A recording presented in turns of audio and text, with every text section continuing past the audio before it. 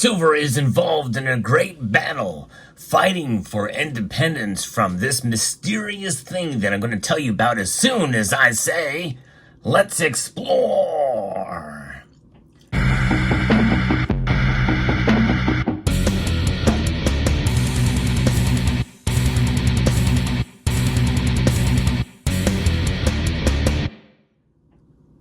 The $20 range.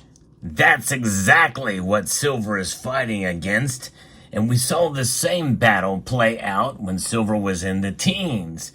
And then it passed $20. I remember at that time well. It didn't take too terribly long for that resistance to fall by the wayside, and we started to see silver's price trade in the low 20s for quite a while. And now here we are fighting yet another battle. This is going to be a much tougher battle for silver.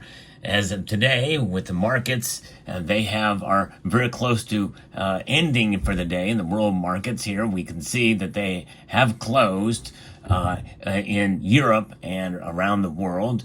But silver is down almost 1/3 of a percentage point today. Not a huge drop, but it is down 9 cents to $30.46. So we have the second day in a row, even though this is kind of an unusual time here in the United States because the markets are closed and we're really in a holiday weekend. More than likely, trading may be fairly light in trading tomorrow on Friday. However, keep in mind that that could be an opportunity, as some may suggest, and what we've been seeing over the past month or so. Every single Friday, save for one, we have seen silver get smashed down dramatically. And that could happen tomorrow. You never know.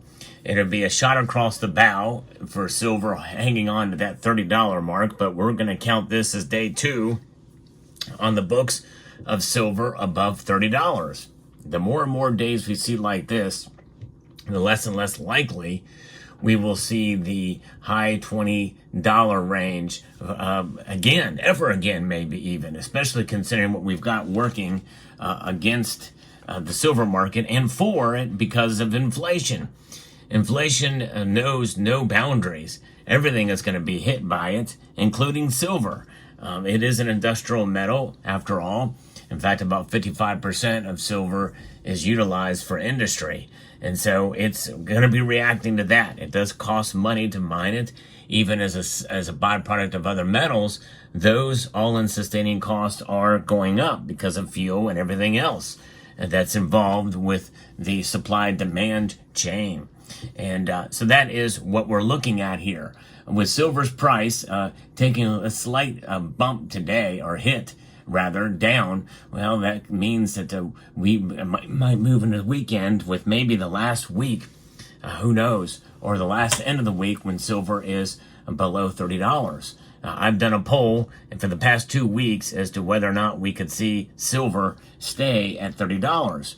And both times, you thought that, in a majority, that it will stay above $30. Will it stick this time? We will find out for sure in short order. And I'll do a market watch every Sunday night. Every Sunday night, if you join me at 6 p.m. Eastern Time, we like to watch the markets as they open up in Asia to see where the metals go, up or down. And sometimes it can be pretty wild to witness. But here we are. It is fighting for independence from the $20 range. And that is kind of exciting to witness and see this move into the next area here. The next area is between $30 and $40. Now, I made a prediction. I've revised my prediction. For the first time in 4 years, and from my annual predictions, I was right. Silver surpassed $28. That was what I had predicted for this year. And so if we can see that stick, well, then I'll be right there. But I've revised it now to $35 by the end of the year. That seems pretty far off. But I tell you what, in late May, we saw it go above 32. And so it's quite possible that by the end of the year, we could see silver at $35. But I think any time that we see it above 30 is good, and it will start to digest in the markets. The market will begin to accept $30 plus silver. And when that happens, then we've reached into a new area now for silver, for the silver market in general. So it'll be quite fascinating to see how things play out into next week, and also how they will play out for the rest of the year. Now, what do we have to look forward to? We are still awaiting to see what happens with the Federal Reserve and what their plans are for rates, for the interest rates in the coming next cycle, which is going to be, September. We got the July meeting.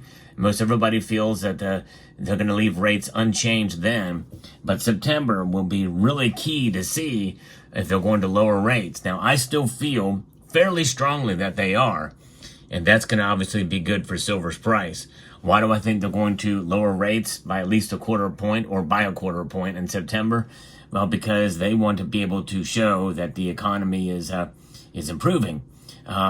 And that will inject a little bit of stimulus into the economy, which is what they want, and that's going to be good for them. However, if we have a new presidential candidate by then, and it's very possible, highly likely, we may see that happen, a new presidential candidate for the Democrats, then these last 4 years are not as important because that person is no longer in charge. Joe Biden. Now, if it's Kamala Harris, then that would be obviously the record for this administration will become more important. The Fed will act based off of politics. We know they do that. I've talked about that before. There has been an undercover tape that talks about the Federal Reserve acting politically, and it's a shame, but that's exactly what happens. That's the nature that we find of the world we find ourselves in this country anyway. The three-letter agencies are corrupt. Almost all of them are, and I'm ashamed to say it. I used to not believe that, but things have changed, and that's the world we live in now. And so do not underestimate their power to try to manipulate in such a way to make themselves look better, especially when we're taking the fuel reserves, the oil reserves, and we're releasing them to bring prices down. That's not what they're there for. They're doing it for political reasons, just like they want to release all this money to pay off student loans. That's robbing Peter to pay Paul. And it's blatant. It's absolutely blatant misuse of our taxpayer dollars. It's quite a shame. But again, there's where we're at. But the silver market will be affected by a number of different things, and it will be a byproduct of all of these different actions and activities in one way or the other, contributing to deficit spending, increased deficit spending, which means we're going to need more of these in order to meet the needs of what they want to spend their money on for political reasons. And that is the world we live in.